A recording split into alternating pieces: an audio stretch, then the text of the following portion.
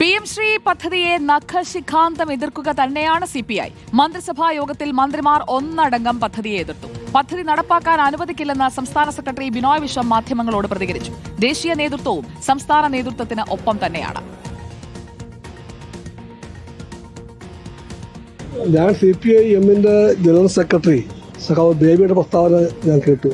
സഖാവ് ബേബി ഖണ്ഡിതമായി പറഞ്ഞു NEP നടപ്പിലാക്കുന്ന പ്രശ്നമില്ല എന്ന്. ആ നിലപാടിനെ CPI പിന്താങ്ങുന്നു. അത് ബേബിയുടെ പാർട്ടിയുടെ കാഴ്ചപ്പാടാണ്. അതേ കാഴ്ചപ്പാടാണ് ഈ വിഷയത്തിൽ CPI-ക്കുള്ളത്. CPI-ക്കും CPM-നുമെല്ലാം ഒരേ കാഴ്ചപ്പാടുള്ള ഒരു വിഷയമാണത്. ആ കാഴ്ചപ്പാട് NEP എന്ന് പറയുന്ന RSS അജണ്ട നടപ്പിലാക്കാൻ സാധ്യമല്ല എന്നാണ്. CPM RSS-നെ ചെറുക്കുന്ന, ആശയപരമായും രാഷ്ട്രീയമായും എതിർക്കുന്ന ഇന്ത്യയിലെ ലെഫ്റ്റിന്റെ മുമ്പിലെ ഒരു പ്രധാനപ്പെട്ട പാർട്ടിയാണ് CPI പോലെ തന്നെ. അതുകൊണ്ട് CPM ഒരു RSS പരിപാടിയെ പിന്തുണയ്ക്കാൻ പോകുന്നില്ല. നേരത്തെ തന്നെ ഞങ്ങൾ നിലപാടെടുത്തിട്ടുള്ളതാണ് പുത്തൻ വിദ്യാഭ്യാസ നയം ഫാസിസ്റ്റ് ഐഡിയോളജി അടിച്ചേൽപ്പിക്കുന്നതിനുള്ളതാണ് എന്നുള്ളത്. അതുകൊണ്ട് തന്നെ തീർച്ചയായും അതിന് ഒരു വിധത്തിലും അംഗീകരിക്കാൻ കഴിയാത്ത ഒന്നാണ്. വിദ്യാഭ്യാസ മേഖലയ്ക്ക് വേണ്ടി സംസ്ഥാനങ്ങൾക്ക് ലഭിക്കേണ്ട അവർക്ക് അർഹതപ്പെട്ട നീതിപൂർവമായ നിയമപരമായ ഷെയർ ഓരോ സംസ്ഥാനത്തിൻ്റെയും അത് പിടിച്ചു വെക്കുക എന്നുള്ളത്, അതിന് കണ്ടീഷൻ ഏർപ്പെടുത്തുക എന്നുള്ളത്, അതിന് നിബന്ധനകൾ വെക്കുക എന്നുള്ളത് അത് തന്നെ ഈ രാജ്യത്തിൻ്റെ ഫെഡറൽ തത്വങ്ങളുടെ വലിയ ലംഘനമാണ്. അത്തരമൊരു ലംഘനം നടത്തുന്ന ഈ RSS-നാൽ നയിക്കപ്പെടുന്ന BJP ഗവൺമെൻറ്റിൻ്റെ ഈ പുത്തൻ വിദ്യാഭ്യാസ നയത്തെ ഒരു കാരണവശാലും അംഗീകരിക്കാൻ സാധിക്കില്ല. കേരളത്തിലെ വിഷയത്തിൽ ഞാൻ പറയുന്നത് അവിടെ ഒരു മുന്നണിയുണ്ട്. ആ മുന്നണി അതിൽ വിഷയങ്ങൾ ചർച്ച ചെയ്ത് എന്താണ് ഉചിതമായതെന്നുള്ള കാര്യത്തിൽ അവർ തീരുമാനമെടുക്കും. അതേസമയം ബിനോയ് വിശ്വത്തിന്റെ പ്രതികരണം ശ്രദ്ധയിൽപ്പെട്ടിട്ടില്ല. CPI-യോട് ഐക്യത്തോടെ മുന്നോട്ട് പോകുമെന്നാണ് വിദ്യാഭ്യാസ മന്ത്രി V. ശിവൻകുട്ടി പറഞ്ഞത്. റഹീസ് റഷീദും റോഷിപാലുമാണ് നമുക്കൊപ്പം ചേരുന്നത്. Good evening and welcome back once again Rahees Rasheed. CPI കടുപ്പിച്ചു തന്നെയാണ്, അത് മന്ത്രിസഭാ യോഗത്തിൽ നമ്മൾ കണ്ടു കഴിഞ്ഞു. പ്രതികരണങ്ങളും നൽകുന്ന സൂചന അതുതന്നെയാണ്. ഇനി എന്താണ് CPI-യുടെ മുന്നോട്ടുള്ള നീക്കം? CPI സംബന്ധിച്ച് പരമാവധി ഈ വിഷയത്തിൽ എതിർപ്പ് പ്രകടിപ്പിക്കുക എന്നതാണ് അവരുടെ തീരുമാനം. അതനുസരിച്ചാണ് ഇന്ന് CPI-യുടെ സംസ്ഥാന നേതൃയോഗവും ഒപ്പം മന്ത്രിസഭാ യോഗവും തുടങ്ങുന്നതിന് മുമ്പ് ബിനോയ് വിശ്വത്തിന്റെ വീട്ടിൽ CPI-യുടെ 4 മന്ത്രിമാരെയും വിളിക്കുകയും അവരോട് മന്ത്രിസഭയിൽ ഇത് സംബന്ധിച്ച് ചർച്ചകൾ വന്നാൽ എതിർക്കണം, CPI-യുടെ നിലപാട് പറയണം, അതിന് K. രാജനെ ചുമതലപ്പെടുത്തുകയും ചെയ്തു. ഒപ്പം CPI-യുടെ നേതൃയോഗങ്ങളിലും ഈ പദ്ധതിക്കെതിരായ നിലപാട് സ്വീകരിക്കണമെന്ന പൊതു ചർച്ചകളാണ് ഉയർന്നത്. ഇതിൽ CPI-എമ്മിന്റെ അഖിലേന്ത്യാ സെക്രട്ടറി MA ബേബിയെ കൂട്ടുപിടിച്ച് ഈ പദ്ധതി കൊണ്ടുവരേണ്ടതില്ല എന്നത് MA ബേബി പറയുന്ന നയമാണ് ഞങ്ങളുടെ നയമെന്ന് തന്നെയാണ് ബിനോയ് വിശ്വം പറയുന്നത്. അതായത് 2020-ലെ ദേശീയ വിദ്യാഭ്യാസ നയം നടപ്പിലാക്കേണ്ടതില്ല എന്നത് ബേബി പറയുന്നുണ്ട്. പക്ഷേ ഒപ്പിടരുതെന്ന് ബേബി പറയുന്നുമില്ല. ആ കാര്യത്തെക്കുറിച്ച് ബിനോയ് വിശ്വം ഒന്നും പറയുന്നില്ല. താനും പാർട്ടിയുടെ ഇപ്പോഴത്തെ സ്റ്റാൻഡ് പരമാവധി എതിർക്കുക.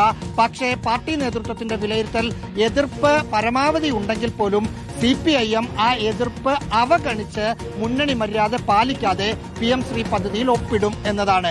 അങ്ങനെ ഒപ്പിട്ട് കഴിഞ്ഞാൽ ഇപ്പോഴുണ്ടാകുന്ന തരത്തിലുള്ള പ്രതികരണങ്ങളിൽ മാത്രം ഒതുക്കി വിയോജനം മുന്നോട്ട് കൊണ്ടുപോകാനാണ് CPI-യുടെ നേതൃത്വത്തിലുള്ള ആലോചന. സർക്കാർ എന്ത് ചെയ്യും, നമ്മൾ എന്ത് ചെയ്യും മല്ലയ്യ എന്ന് പറഞ്ഞ് നിൽക്കുകയാണോ? അതാണ് അറിയേണ്ടത്. Thank you Rahees. റോഷിപാൽ, ആശാസമരത്തിലാണെന്നറിയാം.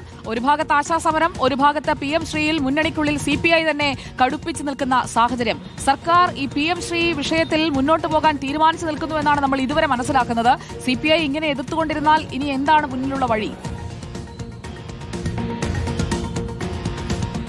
സുജയ പാർവതി, ഈ PM ശ്രീ പദ്ധതി നടപ്പിലാക്കാതെ വിദ്യാഭ്യാസ വകുപ്പിൽ സർക്കാരിന് മുന്നോട്ട് പോകാൻ കഴിയാത്ത സാഹചര്യമാണ്. കാരണം SSK-യിലടക്കം കേന്ദ്ര സർക്കാർ ഏതാണ്ട് 1500 കോടി രൂപയോളം സംസ്ഥാനത്തിന് നൽകാനുണ്ട്. PM ശ്രീ പദ്ധതിയുമായി സഹകരിക്കാതെ അല്ലെങ്കിൽ ദേശീയ വിദ്യാഭ്യാസ പദ്ധതി നടപ്പിലാക്കാതെ ആ പണം നൽകില്ല എന്ന കടുത്ത നിലപാടിലാണ് വിദ്യാഭ്യാസ മന്ത്രി V. ശിവൻകുട്ടി കേന്ദ്രമന്ത്രിയുമായി ചർച്ച നടത്തിയെങ്കിലും വിട്ടുവീഴ്ചയ്ക്ക് തയ്യാറല്ലെന്ന് പറഞ്ഞു. തുടർന്നാണ് ഈ PM ശ്രീ പദ്ധതി നടപ്പിലാക്കാൻ തീരുമാനിച്ചതെന്ന് സർക്കാർ വിശദീകരിക്കുന്നു.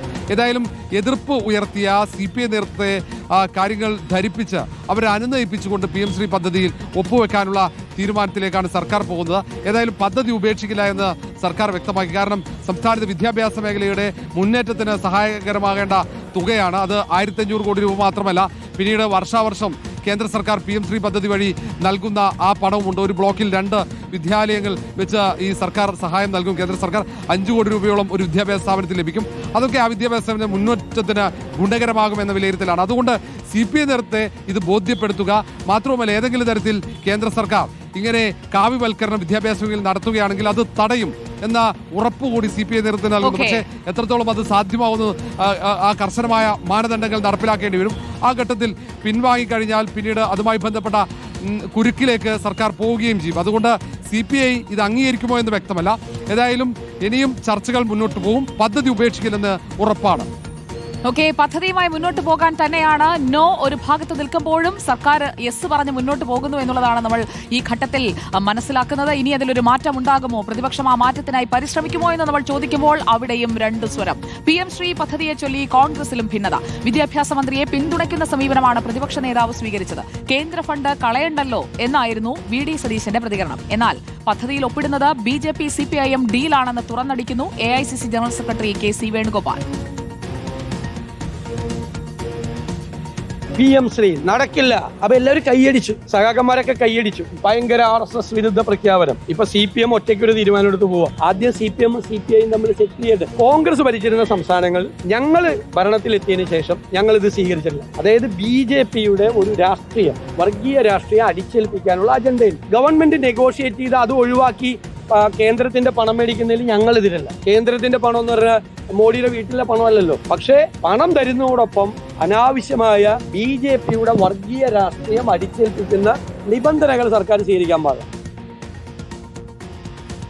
തീർച്ചയായിട്ടും ഇത് PM ശ്രീ ഒറ്റക്കല്ല. കേരളത്തിൽ കഴിഞ്ഞ കുറേ നാളുകളായിട്ട് BJP CPM ഡീലിന്റെ ഓരോ ഘടകങ്ങൾ വന്നുകൊണ്ടിരിക്കുകയാണ്. അതിലൊന്നാണ് ഈ PM ശ്രീ പദ്ധതി എന്ന് കണ്ടാൽ മതി. ദേശീയ വിദ്യാഭ്യാസ നയവുമായി ബന്ധപ്പെട്ട് നമ്മുടെ സിലബസിലും അതുപോലെ കരിക്കുലത്തിലും സംഘപരിവാർ അജണ്ട വെച്ച് നിർത്തുന്ന ഒരു നടപടിയെയും കോൺഗ്രസ് ഗവൺമെന്റുമായിട്ട് സഹകരിച്ച് മുന്നോട്ട് പോയി, കോൺഗ്രസ് ഗവൺമെന്റ് സഹകരിച്ച് മുന്നോട്ട് പോയില്ല.